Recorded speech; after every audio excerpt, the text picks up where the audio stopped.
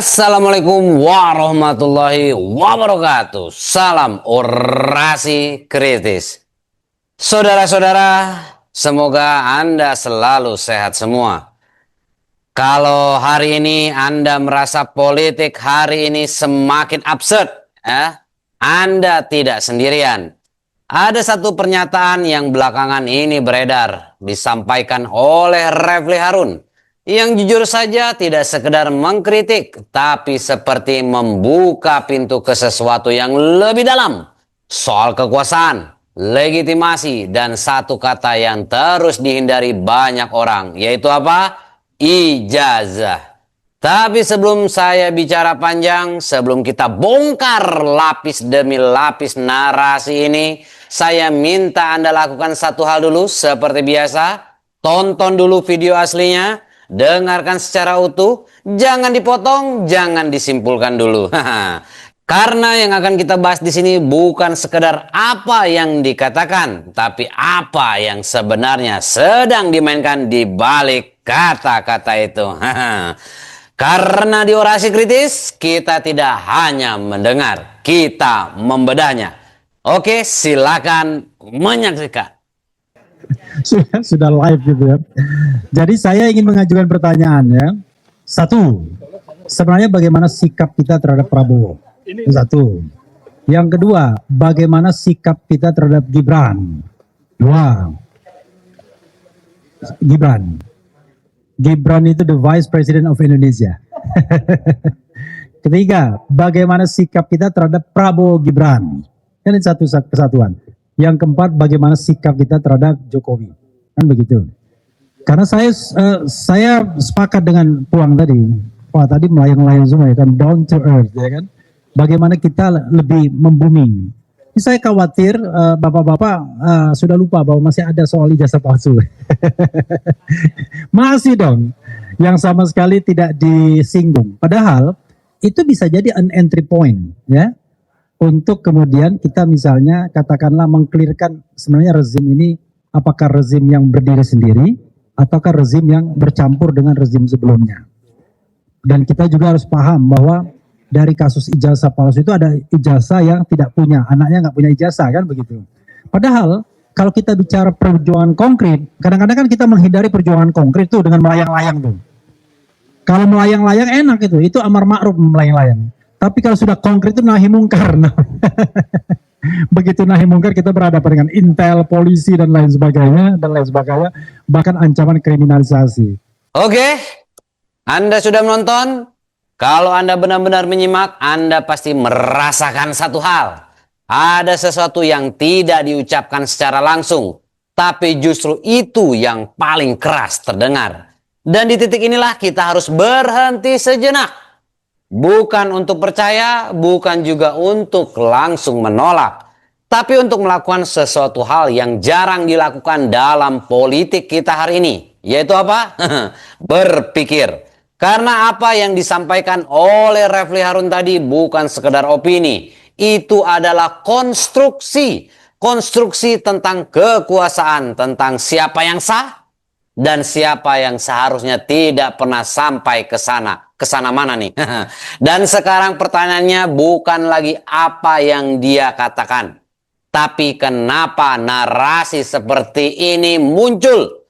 Dan siapa yang diuntungkan jika kita mempercayainya? Mari kita bedah pelan-pelan.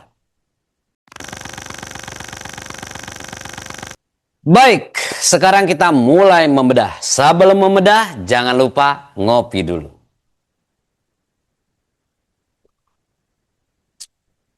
Mantap. Baik, kita mulai. Pelan-pelan tapi dalam. Karena yang kita hadapi di sini bukan sekedar pernyataan dari Refli Harun. Ini adalah arsitektur narasi. Dan seperti semua arsitektur yang baik, dia tidak terlihat rumit di permukaan, tapi fondasinya dalam. Bahkan bisa jadi berbahaya. Mari kita mulai dengan bagaimana sikap kita terhadap Prabowo. Bagaimana sikap kita terhadap Gibran? Bagaimana sikap kita terhadap Jokowi? Kelihatannya biasa saja, seperti diskusi warung kopi.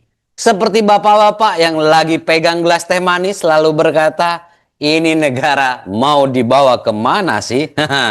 Tapi hati-hati, pertanyaan itu bukan pertanyaan, itu adalah pengarahan pikiran. Karena sejak awal kita tidak diajak memahami, kita diajak memilih posisi. Dan begitu Anda memilih posisi pro atau kontra, maka permainan sudah dimulai. Oke, lalu muncul satu kalimat kunci. Orang yang mendapatkan kekuasaan dengan cara curang tidak mungkin amanah. Oke, kita buktikan dan ini menarik. Karena ini bukan argumen hukum. Ini argumen moral. Dan dalam politik argumen moral itu seperti sambal ya. Sedikit saja langsung terasa. Kebanyakan bisa bikin semua orang kepanasan. Masalahnya sekarang kalau kita menerima premis seperti itu, maka selesai sudah. Tidak perlu debat program.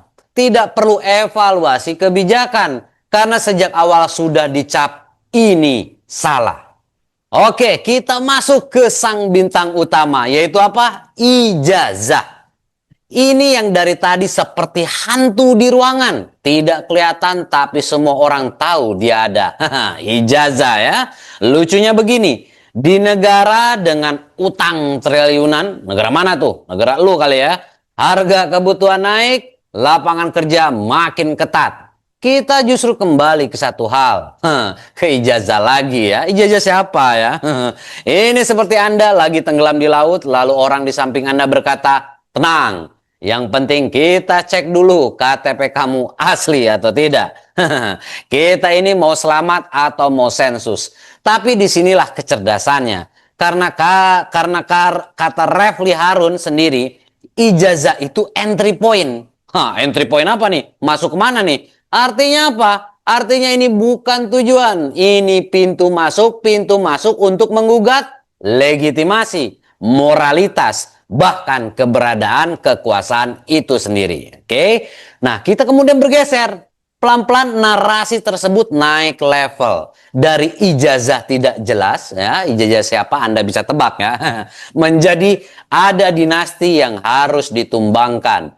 Nah, ini sudah bukan administrasi, ini sudah perang kekuasaan. Dan kita semua tanpa sadar dijadikan penonton. Atau lebih parah dijadikan alat amplifikasi.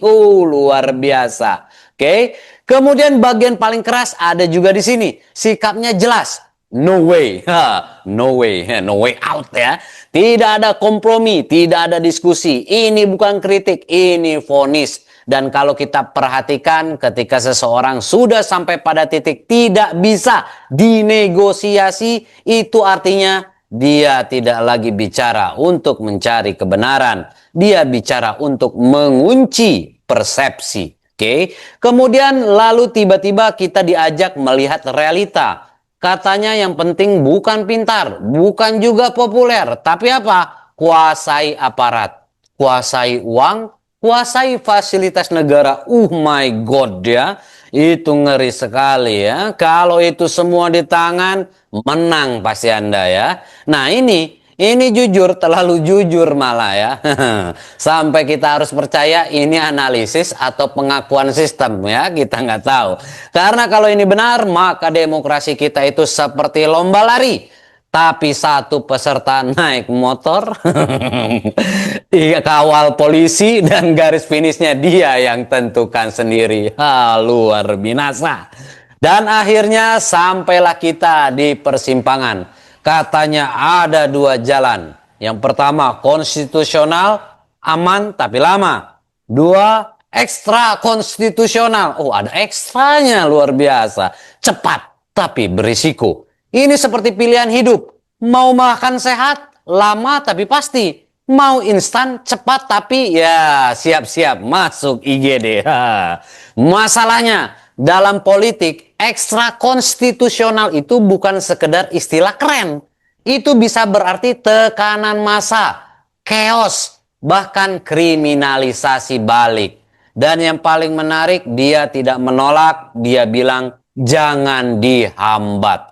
Artinya apa? Silakan jalan. Kalau berhasil pahlawan, Kalau gagal, ya masuk bui, saudara-saudara, luar biasa.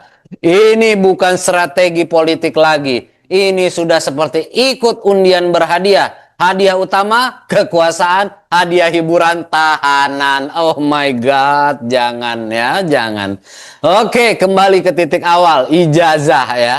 Lucu ya, kita muter jauh dari kekuasaan ke moral, ke dinasti ya, dan ke strategi politik. Lalu balik lagi kita ke satu titik, yaitu ijazah. Seperti film yang muter tapi ujungnya balik ke adegan pertama ya. Jadi di awal ijazah, nanti ijazah lagi ya. Refli Harun paling suka itu. Dan disinilah pertanyaan paling penting muncul. Apakah ini benar-benar soal ijazah? Atau ijazah hanya alat untuk sesuatu yang jauh lebih besar?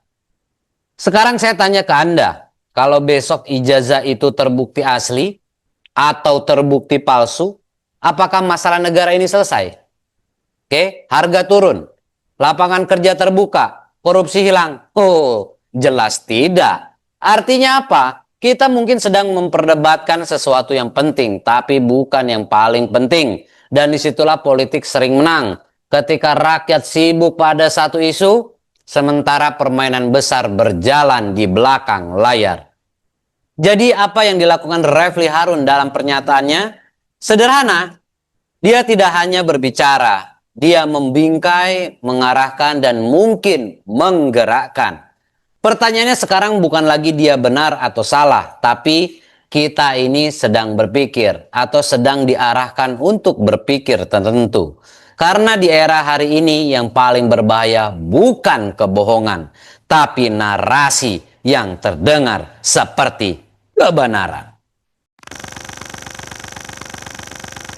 Saudara-saudara, kita sampai di ujung pembahasan dan seperti biasa semakin dalam kita membedah, semakin jelas satu hal. Yang kita hadapi hari ini bukan sekedar perbedaan pendapat, bukan sekedar pro dan kontra, tapi pertarungan narasi.